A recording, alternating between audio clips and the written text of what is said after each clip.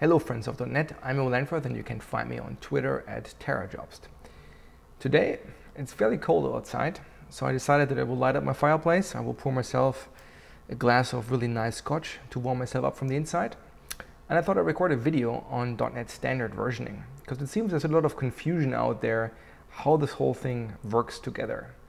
So it's almost like a little story mode right now. Like, once upon a time, there was a set of .NET developers that were really confused about .NET versioning. But fear not, my friends. There are resources available on the internet that may be able to help you.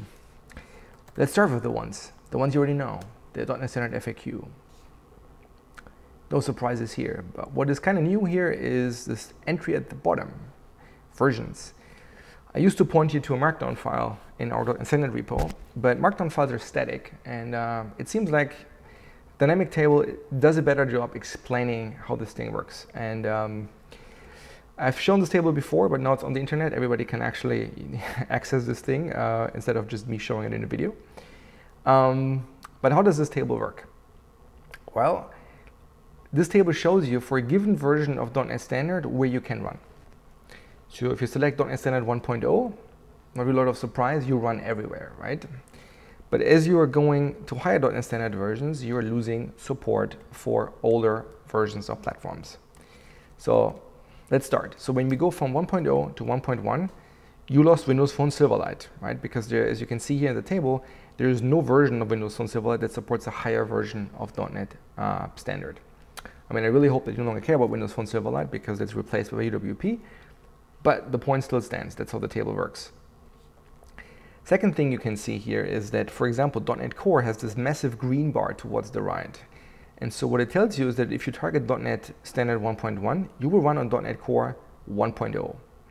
However, because .NET Core doesn't actually implement .NET Standard 1.1, but instead it implements .NET Standard 1.6. And you can tell that it does it because the 1.0 is right under the 1.6 heading. And so what it tells you is that you could upgrade .NET Standard from 1.0, from 1.1 all the way up to 1.6, and you will still run on the exact same version of .NET Core. However, if you care about .NET Standard 4.6, let's say, you could only go as far as .NET Standard 1.3, because that is the version that .NET Framework 4.6 actually implements. If you want to work on .NET Standard, if you want to run .NET Standard 1.4, then you need .NET Framework 4.6.1. So you can also see right now that unless you care about UWP, there's really not a reason for you to snap to 1.4. So if you only care about, let's say, .NET Core and .NET Framework and, let's say, Xamarin, you could even go as high as 1.6.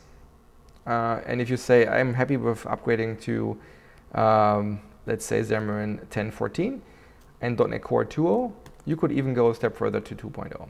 So this is basically how this table works. So you can very quickly grasp essentially how all the different .NET frameworks, .NET platforms work together, which version of the standard they're implementing.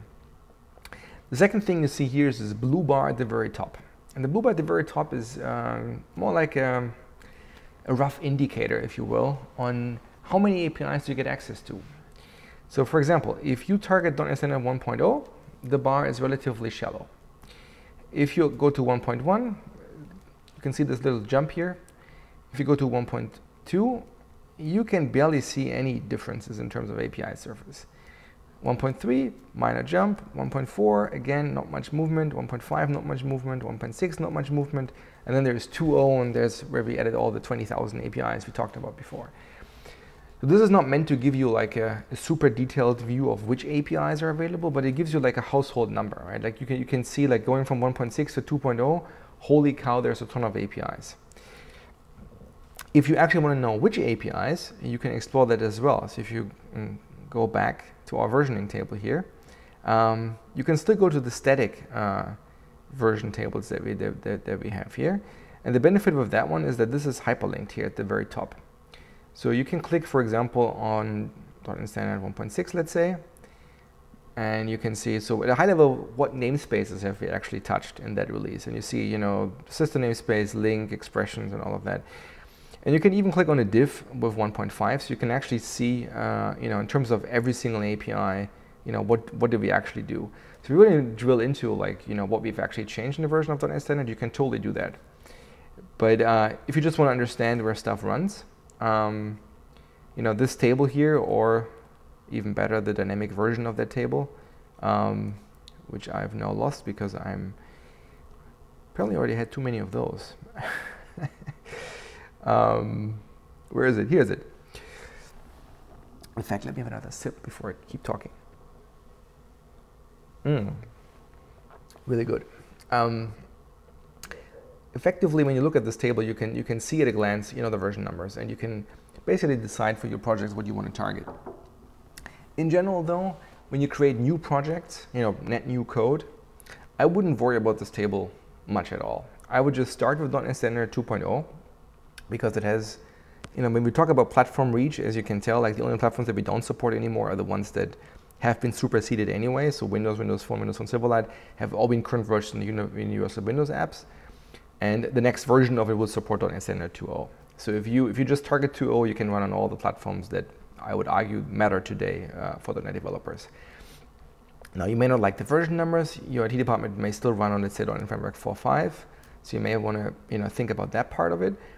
But generally speaking, I would say start with 2.0, write your code, and especially when you want to port existing code, 2.0 is a much better experience because we have all these APIs in there. And then once you have a library that you're happy with, either because it's net new code or you port the existing code, just go to the property pages of your class library, drop the version number until your code stops compiling, and then use the previous version number that's still compiled. And if you're really pushy, you can also just retarget to the version number that you would like to target, and then see how bad it is. How many compiler errors do you get, and how much code you may have to factor out or change, or if def, whatever the case might be. So don't get too hung up on the version numbers. Start with 2.0, but I also think if you really want to understand how .NET Standard works and how the version numbers works, I really think this table is a huge help. All right, that's all I had for today, and I hope you enjoy the rest of the evening. I certainly will. Thank you very much.